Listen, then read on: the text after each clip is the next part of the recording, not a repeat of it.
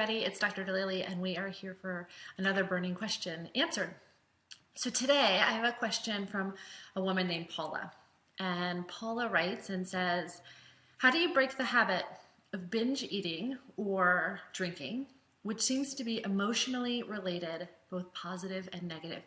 So Paula, this is a big question, and I'm glad you asked, because what I've found in my own practice and in my own life is that most of us don't know how to feel all of our emotions, right? When we were really young, a lot of us had the experience of being sent away when we had really big feelings. And so as adults, we don't really understand what to do when big feelings come up.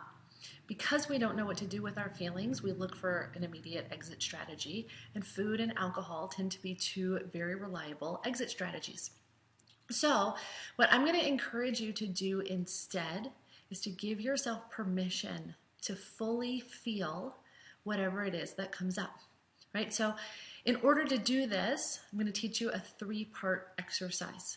The first part is to name the emotion, right? So sometimes it's anger or sadness or fear. And if you just stop and settle in. It could be anxiety, it could be frustration, it could be anything. But for you to simply tune into your body and notice, what exactly am I feeling? And then the second part of that is to see, where am I experiencing that in my body? So maybe fear is an uncomfortable feeling in your stomach. Maybe you have a sense of pressure in your chest or a lump in your throat. Sometimes when we're feeling angry, we have a sensation of heat that spreads over us. So it doesn't necessarily matter what it is. There's no right way or wrong way. What I simply want you to do is notice, what is the emotion and what is the physical sensation that corresponds to that emotion. The second step is to ask yourself, really tune in and ask yourself the question, does it kill me in this moment to feel or to experience this sensation? Now, I've never seen the answer be yes, and yet it's a really important aspect because, like I said, when we were little, so many of us were sent away when we had big feelings that part of our subconscious mind feels very threatened by those emotions. And so it's really helpful to say, does it kill me in this moment to feel that? And when the answer is no, we allow ourselves to move forward. Then the third step, the way that you move forward, is to repeat either internally or out loud, I give myself permission to feel as, fill in the blank with the emotion that you're feeling, as I do. Right? So maybe that would look like, I give myself permission to feel as sad as I feel. I give myself permission to feel as sad as I feel, and simply breathe deeply and tune into the sensation that you were feeling initially and watch it.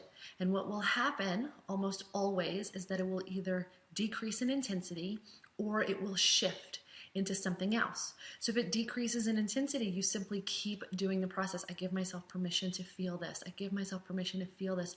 And you keep breathing until it fades and you get to the other side.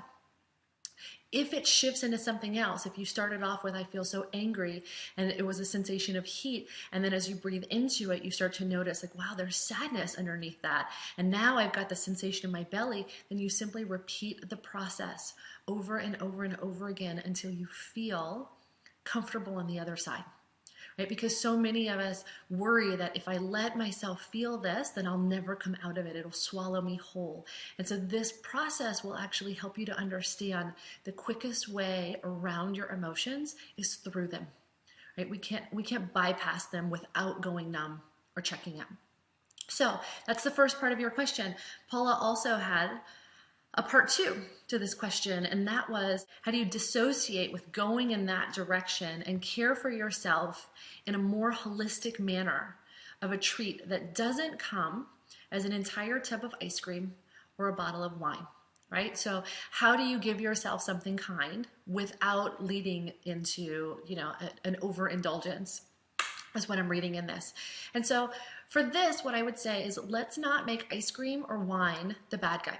Right? Because it's not about setting rigid rules about saying, well, I can't have those things, and so if I want a treat, then my only option is carrot sticks, or to go buy myself new shoes or to have a massage or something like that. However you choose to treat yourself can be fine. What I want you to do, though, is when you treat yourself, to really tune in and notice, really pay attention, and to be 100% present to the experience for whatever choice you make. Right? So if you choose to have ice cream and that's part of a celebration, that's fine. But be 100% present with the ice cream.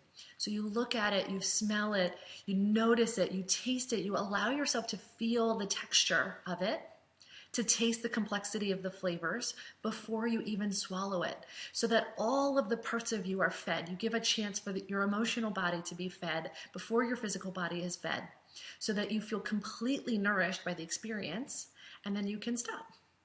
Right? And if you choose to have another bite, it's fine. Do it the same way. But the way that we end up eating an entire tub of ice cream, or the way that we drink an entire bottle of wine, is by disconnecting from ourselves in the process. And so your job in this moment is to stay present with yourself, to really allow yourself to have that feeling, but to have it fully so that you can be complete with it.